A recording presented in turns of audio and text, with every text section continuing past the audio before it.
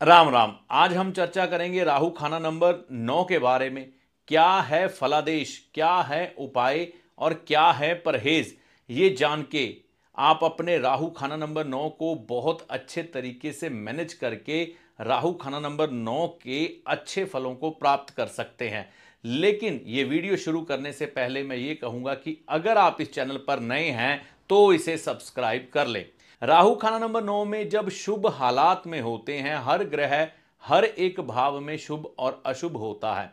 इसी तरह से राहु खाना नंबर 9 में जब शुभ होते हैं तो ऐसा व्यक्ति जिस धर्म में भी जन्म लेता है उस धर्म की पूरी इज्जत करता है, मान करता है और अपने धर्म का पक्का होता है।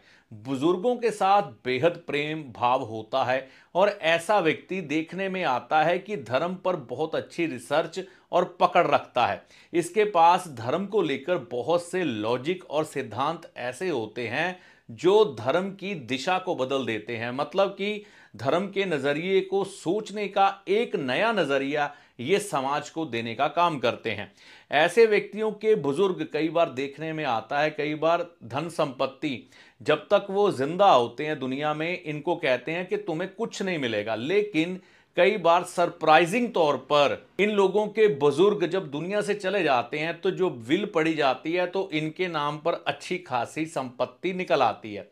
ऐसे व्यक्ति देखने में आता है विदेश से भी लाभ प्राप्त करते हैं या विदेश में गए हुए अपने भाई बहन के द्वारा लाभ की प्राप्ति होती है। ऐसे व्यक्तियों के भाई बहन इनके ऊपर जान छिड़कने वाले होते हैं। इनको कोई मुसीबत आए, इनके भाई बहन इनका पूरा साथ देते हैं। तो ये है राहु की शुभ हालात जब राहु खाना नंबर 9 में शुभ हो।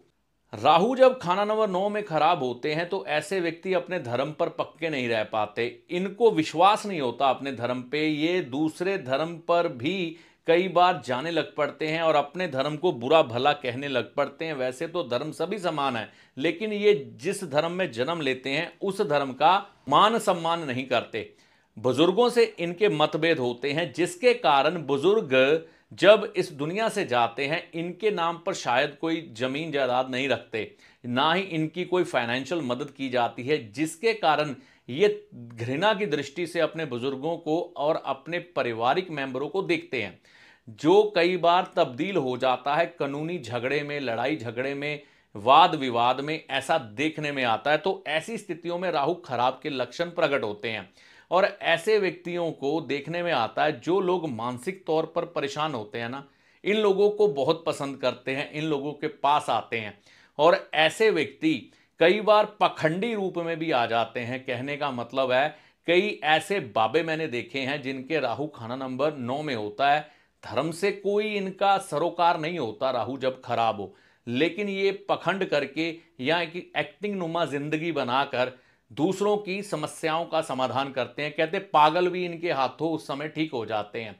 तो जहां पर कोई लॉजिक ना हो, जहां पर कोई सिद्धांत ना हो, जहां पर किसी धर्म का अनुसरण ना किया जाता हो, वहां पर राहु खराब का डेरा होता है। तो राहु खराब वाले व्यक्ति के पास नेगेटिव ऊर्जा बहुत आती है, जिसके कारण भाइयों से विवाद, भाइयों से झगड़े होते हैं।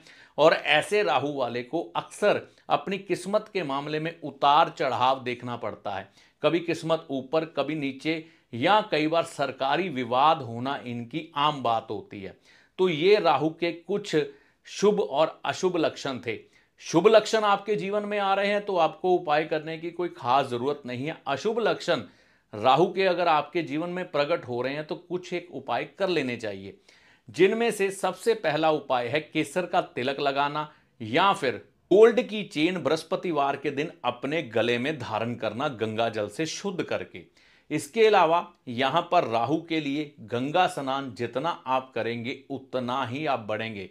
मां गंगा में आपको स्नान करना चाहिए हरिद्वार में जाकर। ये आपके लिए सर्वोत्तम उपाय है। राहु खाना नंबर 9 वाले को मंगल बद वाले व्यक्तियों से दूर रहना चाहिए। जिनकी मंगल बद वाली सोच हो, दूसरों के बारे में बुरा सोचते हो, जेलसी की भावना रखते हो, अंदर से कहीं ना कहीं कपट की भावना हो, ऐसे व्यक्तियों के लक्षण अगर किसी व्यक्ति के नजर आ रहे हो ना इनको कि ये व्यक्ति ऐसा दूषित सोच का मालिक है, तो उससे दूर रहना ही बेहतर है।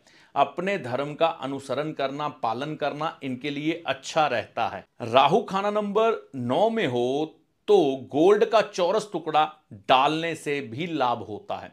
और यहां पर यही ध्यान रखें, परहेज के तौर पर बड़े बुजुर्गों से बहसबाजी ना करें, भाई बहनों से संबंध अच्छे रखें, और जब भी इनको अवसर मिले संतान प्राप्ति की तरफ पहले बढ़ें शादी के बाद।